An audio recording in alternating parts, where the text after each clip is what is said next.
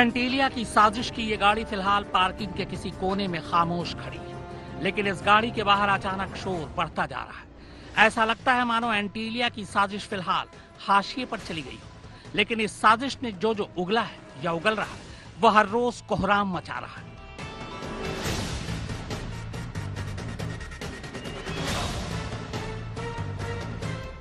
साजिश ने पहला चेहरा इसका दिखाया, यानी असिस्टेंट पुलिस इंस्पेक्टर सचिन वाजे का।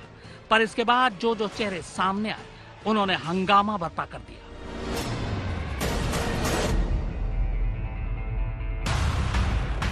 अब बात सिर्फ पुलिस वाले का गाड़ी में बम रखने तक नहीं रही, किस्सा अब सिर्फ वसूली तक भी नहीं रहा, बल्कि अब मामला कहीं और आगे बढ़ चुका है। एक लेटर बम 20 मार्च को मुंबई के पूर्व पुलिस कमिश्नर परमवीर सिंह ने फोड़ा था।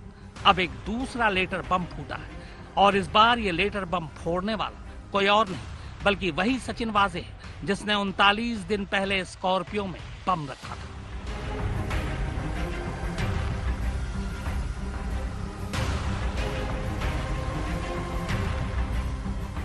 आपको याद होगा कि कमिश्नर की कुर्सी से हटाए जाने के 2 दिन बाद ही परमवीर सिंह ने यह खत लिखा था, जिसमें उन्होंने महाराष्ट्र के गृह मंत्री अनिल देशमुख पर पुलिस की मदद से हर महीने करीब 100 करोड़ रुपए की वसूली करने का इल्जाम लगाया था। परमवीर सिंह के इस इल्जाम के बाद 5 अप्रैल को बॉम्बे हाईकोर्ट ने मामले की जांच सीबीआई को सौंप दी, इस शर्त पर कि बिना एफआईआर दर्ज किए 15 दिनों के अंदर वो अपनी शुरुआती रिपोर्ट दे। इस रिपोर्ट के बाद ही अनिल देशमुख की किस्मत का फैसला होगा। बॉम्बे हाईकोर्ट के इस फैसले के आते ही गृह मंत्री अनिल देशमुख को अपने पद से इस्तीफा देना पड़ा, लेकिन लगता है अनिल देशमुख की मुसीबत अभी टलने वाली नहीं है, क्योंकि परमवीर सिंह के बाद अब सचिन वाजे ने बाकायदा एनआईए की हिरासत में रहते हुए एक खत लिख डाला। यह खत एनआईए की स्पेशल कोर्ट के नाम है। सचिन वाजे ने यह खत 3 अप्रैल को लिखा है। बुधवार को सचिन वाजे ने अदालत को यह खत सौंपने की कोशिश भी की, लेकिन कोर्ट ने कहा कि वो खत को कानूनी प्रक्रिया से अदालत तक पहुंचाए। सचिन वाजे का यह खत मीडिया में लीक हो चुका है। अब आगे बढ़ूं उससे पहले आइए सचिन वाजे के इस खत पर एक नजर डालते हैं। वाजे लिखता है, मैं मार्च 2004 से सस्पेंड था। 6 जून 2020 से मैं दोबारा बहाल हुआ। बहाली के तुरंत बाद एक रोज गृह मंत्री अनिल देशमुख ने नागपुर से मुझे फोन कर कहा कि कुछ लोग मेरी बहाली के खिलाफ हैं। उन्होंने ये भी कहा कि शरद पवार भी नहीं चाहते कि मेरा सस्पेंशन खत्म हो। इसके बाद अनिल देशमुख ने मुझसे कहा कि वो शरद पवार साहब को मना लेंगे, लेकिन इसके बदले उन्होंने मुझसे 2 करोड़ रुपए मांगे। मैंने इतनी बड़ी रकम देने में मजबूरी जताई। इस पर गृह मंत्री ने कहा कि कोई नहीं, बाद में कभी भी दे देना।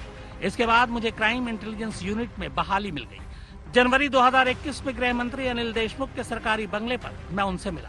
गृह मंत्री के पीए कुंदन भी तब मौजूद थे। तब गृह मंत्री ने मुझसे मुंबई में मौजूद करीब 1650 बार और रेस्तरां से वसूली करने के लिए कहा था।